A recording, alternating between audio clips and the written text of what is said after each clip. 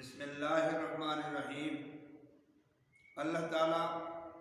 نے انسان کے لیے، خصوصاً اہل اسلام کے لیے، اہل کلمہ کے لیے، ایمان والوں کے لیے ایسے ایسے اذکار اور ایسے ایسے وظائف بتائے ہیں کہ جن کے کرنے سے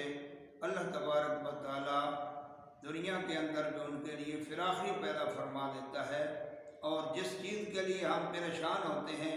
یعنی رزق روزی کے لیے، اور حالات آدمی کے دیگر کو ہوں، اس کے لیے اللہ تبارک و تعالیٰ کے ساتھ جو ہے ذکر کے وجہ سے تعلق جوڑ لینا چاہیے۔ اللہ تعالیٰ کا ذکر جو ہے وہ سب سے ذکر افضل ذکر لا الہ الا اللہ ہے۔ اگر آدمی صحیح عقیدے کے ساتھ اللہ پر توکل رکھتے ہوئے،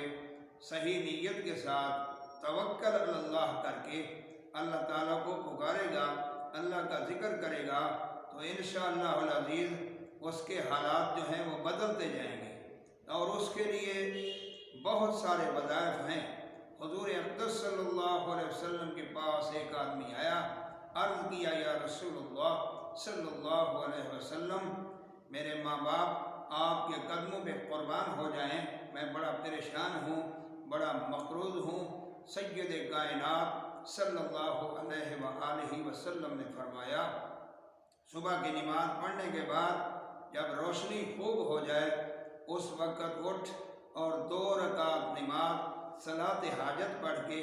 یہ وظیفہ جو ہے یہ پڑھ۔ تو حضور پاک صلی اللہ علیہ وسلم نے ان کو وظیفہ بتایا کہ 12 دفعہ میرے اوپر درود شریف جو ہے یہ پڑھ، اور 12 دفعہ سورۃ اخلاص قل هو اللہ پڑھ کے اوپر آسمان کی طرف پھونکا لگا دے۔ اس کے بعد اللہ تبارک و تعالیٰ کا نام یا وہاب جو ہے اس کو 113 دفعہ پڑھ، اللہ تعالیٰ انشاءاللہ جلدی تیرے حالات صحیح فرما دیں گے۔ تو اس آدمی نے جب یہ وظیفہ شروع کیا اور انہوں نے پڑھا، یا وہاب اللہ پاک کا نام ہے، وہاب معنی دینے والا۔ حضرت سلیمان علیہ نبینا علیہ السلام نے بھی اللہ تبارک و تعالیٰ سے یا وہاب کے اسم کے سے اللہ تعالیٰ سے تعلق جوڑا تھا۔ وہ ویسے اللہ کے نبی تھے لیکن اللہ کو پکارتے تھے، یا وہاب کی کثرت کرتے تھے۔ تو یا وہاب کا ذکر جو ہے 113 دفعہ دل کے یقین کے ساتھ، پختہ عزم کے ساتھ، اللہ پر توکل رکھتے ہوئے انشاءاللہ العزیز 41 دن تک اگر یہ پڑھے گا پابندی کے ساتھ، اللہ تبارک و تعالیٰ اس کے رزق کے اندر برکت عطا فرما دیں گے، اور اللہ تعالیٰ اس کی غیبی مدد فرمائیں گے۔ اس پر پابندی کرنا